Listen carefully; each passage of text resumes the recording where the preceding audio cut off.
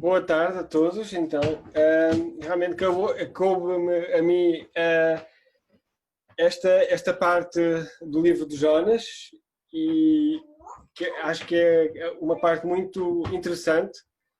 Eu tive sorte porque esta passagem é muito estranha. Eu gosto de quando o enredo é estranho, quando há aqui algumas reviravoltas a acontecer que nos obrigam a olhar com mais atenção. Eu acho que isso é um desafio sempre interessante. E esta passagem realmente sempre me intrigou, porque há aqui muitas coisas que estão a acontecer. Aliás, Jonas é todo um livro bastante estranho. O enredo, a história é estranha. Se fosse um filme ou se fosse uma série, não é? Nós provavelmente estaríamos empolgados para ver como é que ia acabar. E normalmente num filme ou numa série o final às vezes dá-se uma reviravolta, e aqui também é o que nós temos. Houve aqui um twist, uma reviravolta aqui na história. Vamos ler então Jonas, o capítulo 3, do verso 10 até ao fim. Diz assim a palavra de Deus. Quando Deus viu as obras deles e como se converteram do seu mau caminho, se arrependeu do mal que tinha dito que lhes faria, e não o fez. Mas desgostou-se Jonas extremamente e ficou irado, e orou ao Senhor. Ó Senhor, não foi isso que eu disse estando ainda em minha terra? Por isso é que me apressei a fugir para Tarsis. Eu sabia que és Deus clemente e misericordioso, tardio em irar-se e grande em amor, e que te arrependes do mal.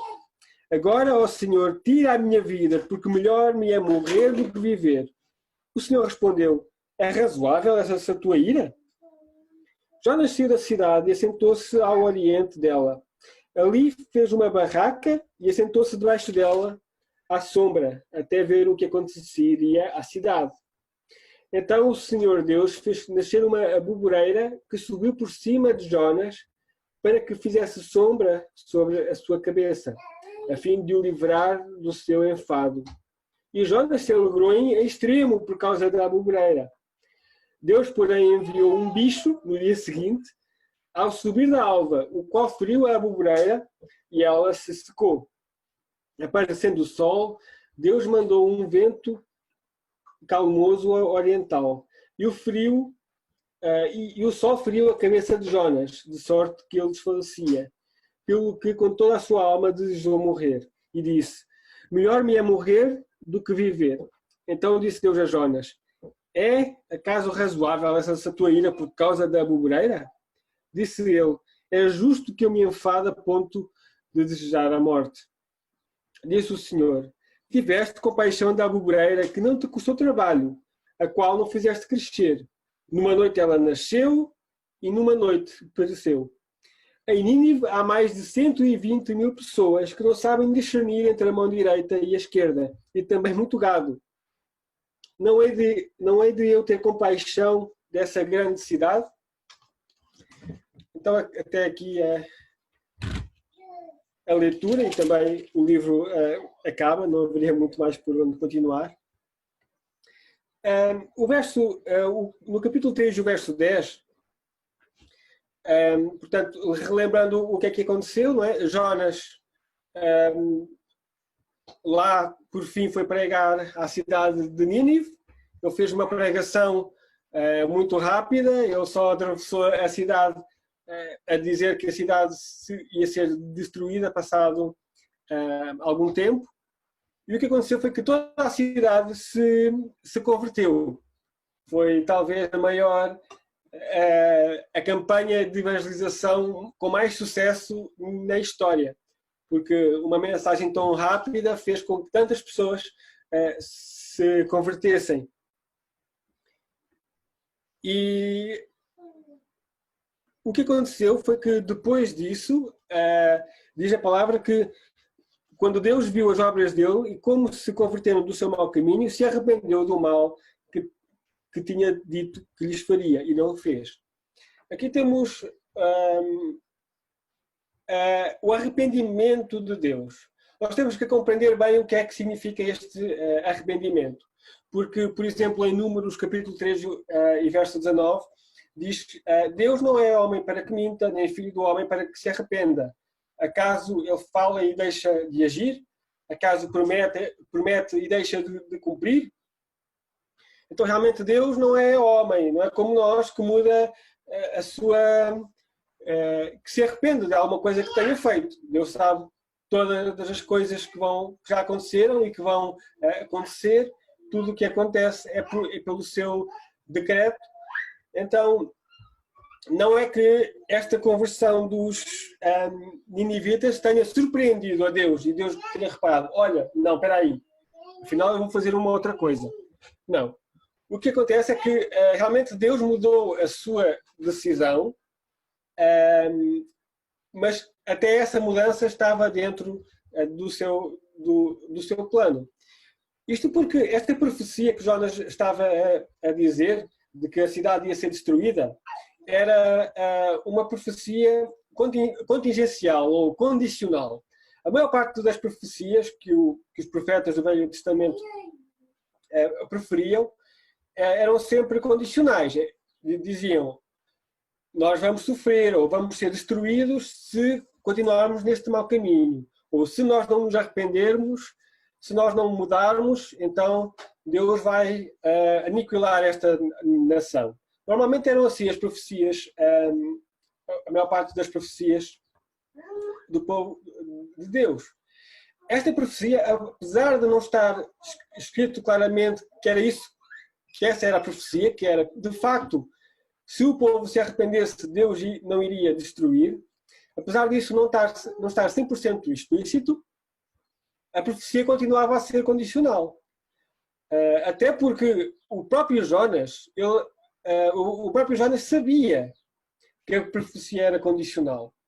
Ele diz: Deus, aqui no capítulo 4 e o verso 2, foi isso que eu disse, ou eu já sabia que tu és misericordioso, eu já sabia que tu ias poupar este povo. Então, realmente é uma mensagem, é uma profecia condicional. Deus disse a Jonas para dizer ao povo: vai à grande cidade e clama contra ela, porque a sua malícia subiu até mim. Então, a mensagem que Jonas tinha era apenas para Jonas clamar contra ela. Aqui a mensagem não é: diz que se arrependam senão eu vou destruir. Não era assim a mensagem, mas estava subentendido. É como quando a Denise diz à Isabelinha: olha, tu vais cair. Quando a Denise diz: olha, tu vais cair, não é para a belinha cair, não é? É para dizer: olha, se não parares, se não ficares quieta, tu vais cair. É para mudar o comportamento. Nós temos que perceber que nós somos limitados e nós vemos as coisas acontecer, vemos Deus a agir e só vemos o resultado ou as consequências. Nós só vemos a história completa no fim. Então, aos nossos olhos, parece que Deus se arrependeu. Parece que Deus mudou de opinião.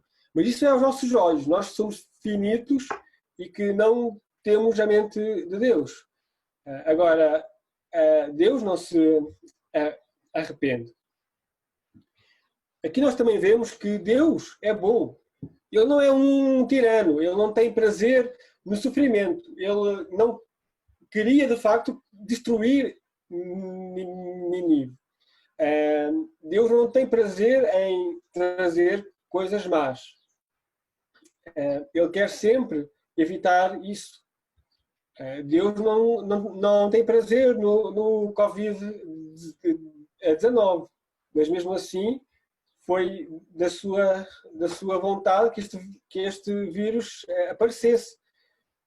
Quem somos nós para questionar isso, nós não conseguimos ver todos os resultados que vão vir deste vírus e até é possível que este vírus não seja, vá lá, para melhorar a nossa vida. Pode ser que seja um castigo e acho que faz parte da nossa oração, quando oramos a Deus, aceitar que realmente nós merecemos, enquanto, vá lá, humanidade, merecemos este castigo e clamar a Deus por misericórdia. Mas podemos clamar a Deus por misericórdia porque sabemos que Ele não é mau, que Ele não tem prazer no sofrimento. Aqui nós vemos que então a cidade toda se arrependeu, mas terá sido um arrependimento muito breve. Então não foi que a cidade se tenha convertido a Deus e tenha ficado para sempre, tenha deixado a idolatria e todas as coisas más que eles faziam. Não, foi uma conversão no momento, mas depois rapidamente devem ter voltado ao seu caminho normal. Nínive terá sido destruída definitivamente cerca de 150 anos depois. Então, não foi uma cidade que se converteu ao Senhor de forma, vá lá, definitiva. Não houve uma mudança completa de comportamento. Esta cidade de Nínive, eles eram inimigos do povo de Israel. E nós aqui, nesta passagem, nós aqui compreendemos melhor toda a atitude de Jonas. Porquê é que Jonas não quis ir pregar em Nínive? Porquê é que Jonas sabia que se Nínive se arrependesse, que Deus iria poupar a cidade? Se Jonas sabia isso, porque ele disse isso, porquê é que Jonas não pregou uma mensagem diferente? Porquê é que Jonas, em vez de dizer vocês vão ser destruídos, porquê é que Jonas não disse arrependam-se a Deus e então Deus vos vai poupar? Porquê é que aqui mais à frente nós vemos como Jonas ficou tão triste, ficou tão amargurado por Deus ter poupado a cidade? É que, de facto, Jonas não queria que o povo se convertesse. Jonas foi pregar àquela cidade, mas ele não queria que a cidade se convertesse. Era uma cidade composta por inimigos do povo de Israel, que estavam sempre a ameaçar o povo de Israel. E Jonas queria mesmo que a cidade fosse destruída. Quando Jonas fugiu e foi para Tarsis, não foi propriamente por ter medo. Foi por ter medo que o povo se convertesse. E aqui nós vemos também um grande contraste entre a atitude de Jonas e a atitude do Senhor Jesus. Jesus disse, amai os vossos inimigos. Nós temos a obrigação, o dever de pregar a todos, mesmo aos nossos inimigos. Às vezes é para nós tão difícil pregar aos nossos amigos, quanto mais aos nossos inimigos, aqui, entre aspas, às pessoas que não gostam de nós. Não, nós devemos pregar a todos. Este ódio que Jonas tinha não é o ódio de uma só pessoa. Todo o povo judeu, todo o povo de Israel estava representado em Jonas. Jonas tinha este ódio, mas todo o povo de Israel tinha este ódio, todo este desprezo pelo povo da cidade de Nínive, que era do reino da Assíria, um reino que estava sempre em guerra, ou muitas vezes em guerra com Israel. E vemos aqui a qualidade deste ódio que Jonas tinha. Jonas tinha um ódio de morte por este povo. Jonas disse que preferia morrer a ver este povo converter-se. Aqui no capítulo 4, verso 1, diz: mas desgostou-se Jonas extremamente e ficou irado.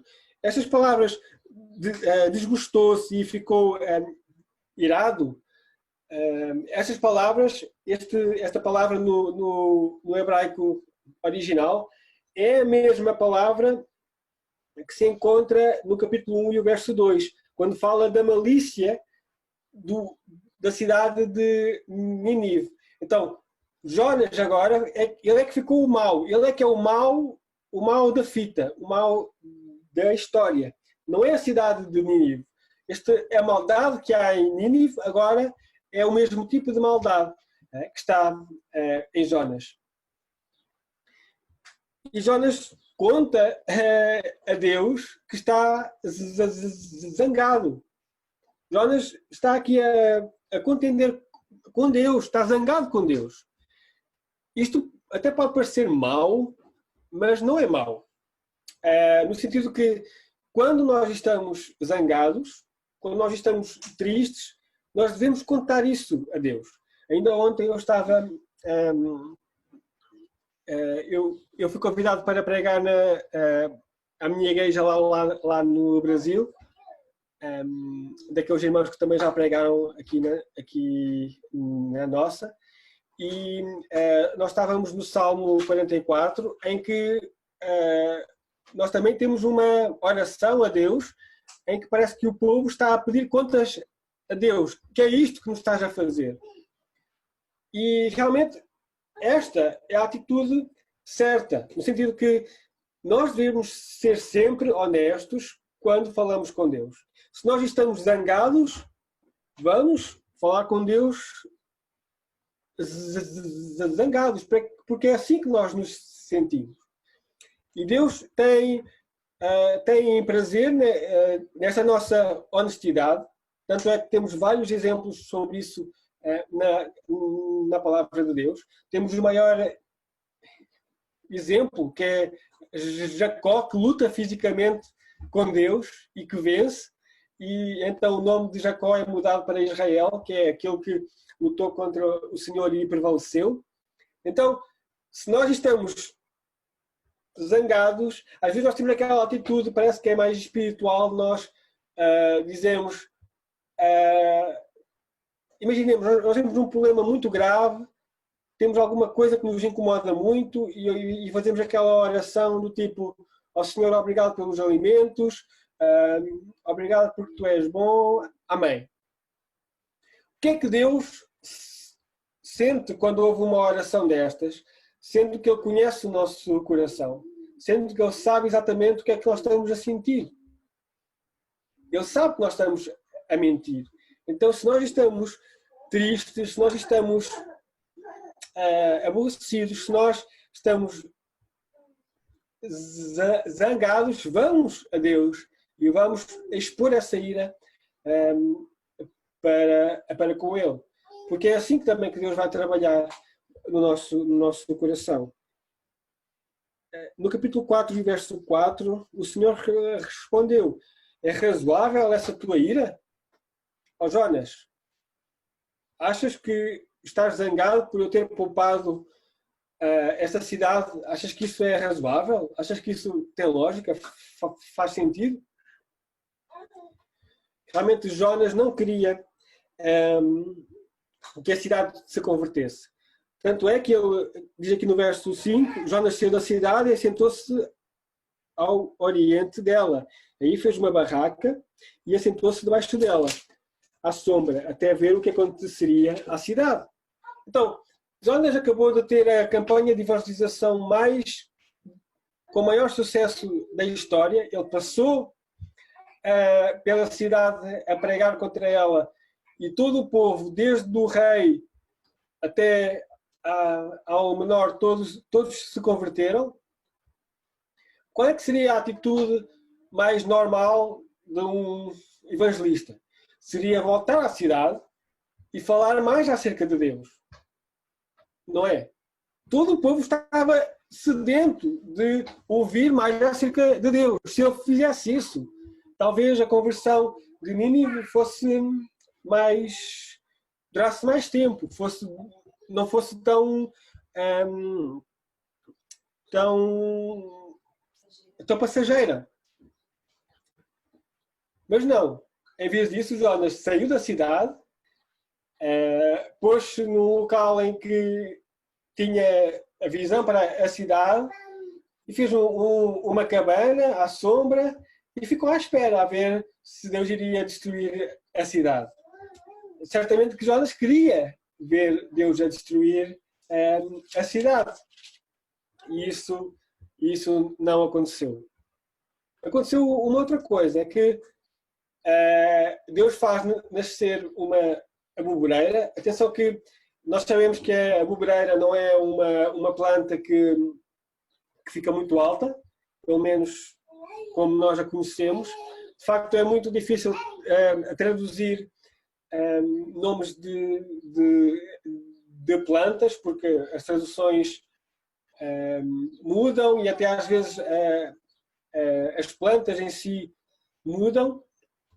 E então não podemos agora pensar que é uma aboboreira tal como nós conhecemos. Agora, provavelmente era uma planta que cresce rápido e que tem as folhas muito grandes, que é o que acontece com a aboboreira.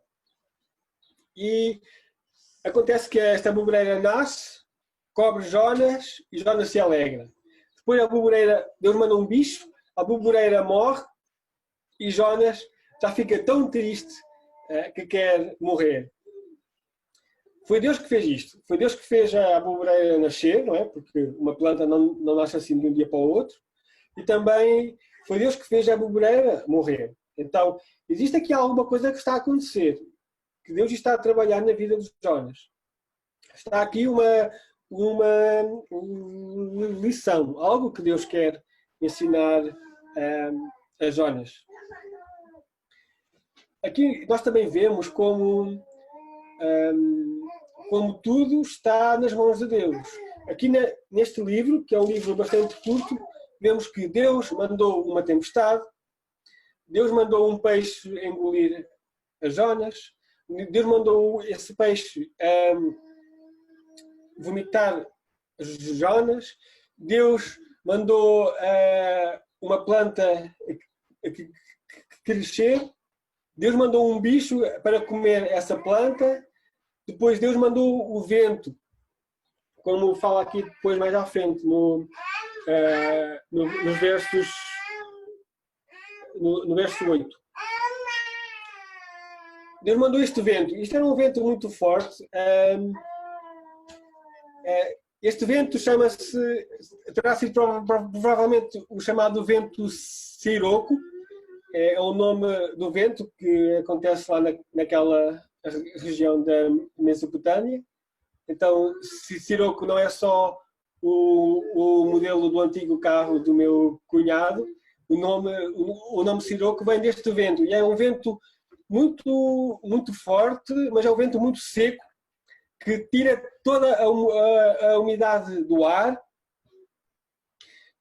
Dizem que quando vem este vento Siroco, a nossa pele seca tanto que parece que a pele encolhe, então tudo faz impressão, todo o corpo sente aquela pele a estalar no corpo, é muito incomodativo, é horrível este vento Siroco. E foi esse vento que estava a queimar, a afetar Jonas. Então, imaginem, Jonas já não tem a aboboreira para lhe fazer sombra e ainda por cima aparece este vento que seca tudo. Jonas diz que tem vontade de morrer e provavelmente se ele não saísse dali era o que lhe iria acontecer. Ele iria morrer de desidratação. Por fim, dos versos 9 a 11, temos a resposta de Deus. E Deus verdadeiramente tem sempre a palavra final. É interessante como Deus tem a primeira palavra, é Deus que fala a Jonas, e Deus também tem a última palavra. E até este livro acaba assim. Nós não sabemos o que é que aconteceu depois. Provavelmente será... Eu estou curioso. O que é que será que Jonas fez a seguir? Será que ele mudou o seu comportamento, a sua visão do que é que deveria ter acontecido? O que é que ele fez a seguir? Só que ele voltou para Israel, ele contou isto tudo. Certamente ele terá feito isto, ou senão este livro não teria sido escrito. Mas como é que foi a sua vida depois disto? Não sabemos. O livro acaba com Deus dando a palavra final. E Deus enfatiza ou usa outra vez esta bobreira como uma comparação. Então como é que é? Tu tens compaixão por uma planta que tu não fizeste nada para ela crescer. Por exemplo, nós plantámos uns arbustos ali embaixo com umas framboesas e outras bolinhas, não é? E todos os dias a gente está a regar aquelas plantas e se elas morrerem, nós ficamos mais tristes, não só pela planta em si, mas por causa do trabalho que nós tivemos com aquelas plantas.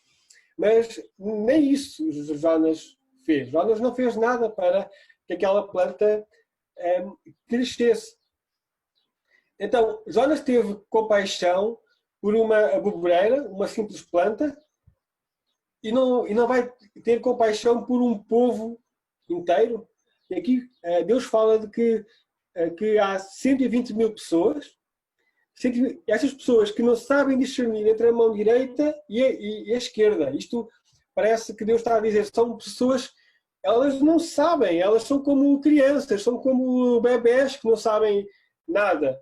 Não, é quase como que dizer que este povo não tem culpa por aquilo que faz, porque este povo não sabe fazer melhor. Não sabe que de facto devia fazer uma coisa diferente. Claro que não é desculpar o povo, não é? Mas é dizer que eles realmente são ignorantes, são inconscientes, não sabem o que estão a fazer. E mais, ainda fala, e também muito gado. E esta expressão, muito gado ou muitos animais que aparecem em outras passagens, é interessante como aqui Deus coloca também o gado ou os animais como alvo da sua misericórdia, da sua compaixão, dizendo que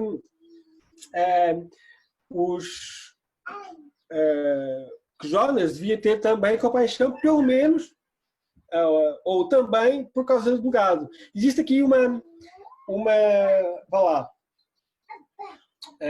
escala, uma comparação. Então, se até pelos animais nós deveríamos ter pena, não é? Que os animais morressem, quanto mais das pessoas que vivem naquela cidade. Então, aqui também vemos que Deus tem compaixão pelos animais, então nós não devemos maltratar os animais. Acho que isso é um bocado óbvio para todos, mas acho que nem sempre nós tratamos muito bem os animais, não é? Estou a falar enquanto humanidade. Ao longo da história havia animais que foram maltratados sem motivo e ainda hoje isso acontece. Então, existe uma coisa que é uma certa compaixão pelos animais, não é? Eles sofrem, temos que pensar neles, mas muito mais pelas pessoas, não é?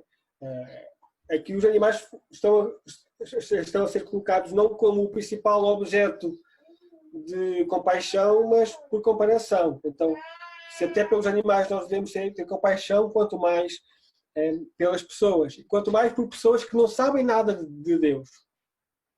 Será que Deus não ia ter compaixão, ou não deveria ter compaixão por essa cidade? Sim, devia. Então assim termina a história de Jonas, ou pelo menos esta história de Jonas. Jonas era um profeta. Lá no livro de Segunda de Reis temos outra profecia de Jonas, e provavelmente é o mesmo Jonas, pelo menos é assim que entendemos, ou que a maior parte das pessoas Entende? E vemos aqui um contraste muito grande entre aquilo que Jonas faz, ou que ele quer fazer, e o que Deus faz. Jonas não quer ir a Nínive, Deus faz com que Jonas vá a Nínive. Jonas não quer pregar, Deus faz com que Jonas pregue. Deus não quer que o povo se converta, Deus faz o povo se converter. Jonas não tem compaixão, Deus tem compaixão.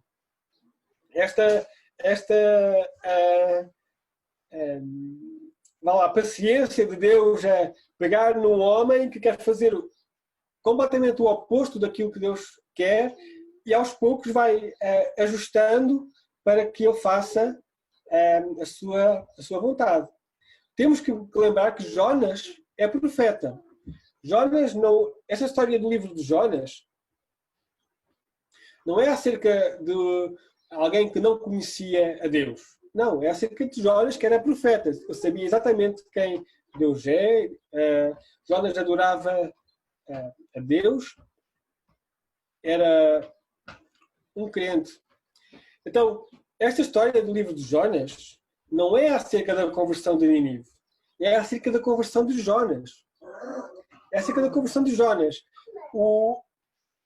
Todo o enredo aqui, o ponto principal da história é aqui no fim, quando Deus fala com Jonas dizendo que ele precisa mudar a sua atitude perante esta cidade, perante os estrangeiros em geral. Abrir a cabeça de Jonas para que ele perceba que a bondade e a misericórdia de Deus não se restringe ao seu povo, não se restringe às pessoas de quem Jonas gosta, não.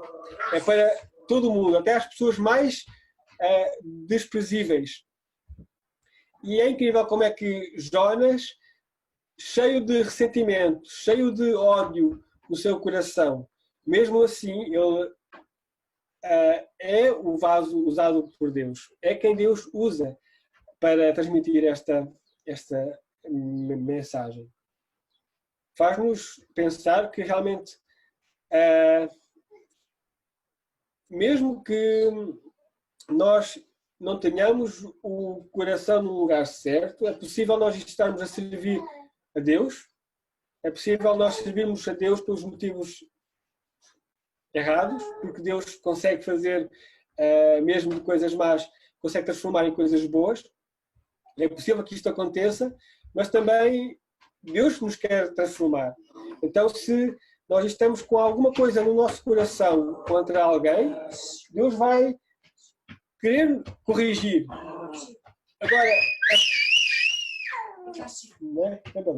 Agora, a história de Jonas podia ter sido muito mais fácil. Podia ter sido só Jonas entrou num barco, foi a Nínive e pregou. Podia ter sido a história de Jonas, mas não. Jonas entrou num barco para outra cidade, o barco quase ia naufragando, Jonas foi deitado, jogado ao mar, um peixe comeu Jonas, o peixe vomitou Jonas perto da cidade de Nínive, Jonas ficou à espera que a cidade fosse destruída, houve uma planta que lhe deu sombra e depois essa planta morreu. Todo este enredo não é acerca de Nínive, é acerca de Jonas. O que Deus fez para transformar a vida de Jonas. Então, desta passagem, e também acho que do livro todo de Jonas, há 3 principais lições que nós devemos tirar.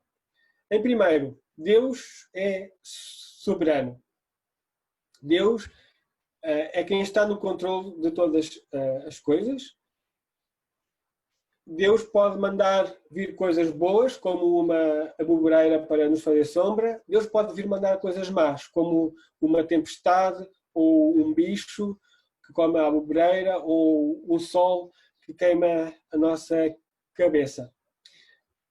Deus pode fazer todas estas coisas. Ele vai usar todas estas coisas para nos corrigir. Então, não adianta nós queremos fazer a nossa vontade, queremos ser teimosos, porque se nós pertencemos a Deus, Deus vai querer nos corrigir.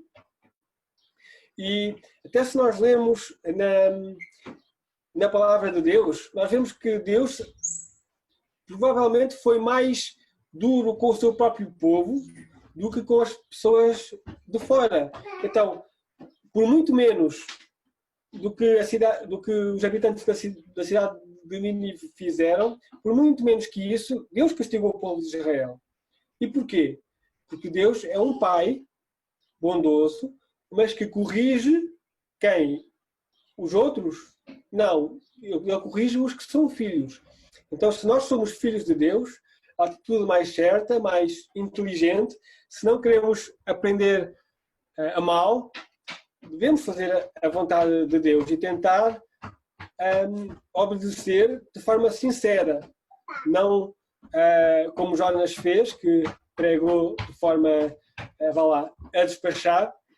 Não, obedecer de uma forma sincera. E por último, devemos ter amor pelas almas perdidas, pelas pessoas que estão à nossa volta. E muitas vezes nós, ou quase sempre, nós estamos mais preocupados com a nossa aboboreira, com a nossa coisinha que nos faz sombra, quer seja a nossa casa ou o nosso emprego. Estamos mais preocupados com a nossa vidazinha, em vez de nos preocuparmos com a grande cidade cheia de pessoas que se vão perder e ainda muitos animais também. Mas nós estamos mais preocupados com a nossa bobeira do que com uma cidade cheia de pessoas. E isto é o que nos deve fazer pensar e meditar. Onde é que nós estamos a investir o nosso tempo, o nosso dinheiro e o nosso esforço? Será que é numa aboboreira que numa noite vem um bicho e come? Ou é numa cidade cheia de pessoas que estão à espera de ouvir a voz do Evangelho para se converter? Amém.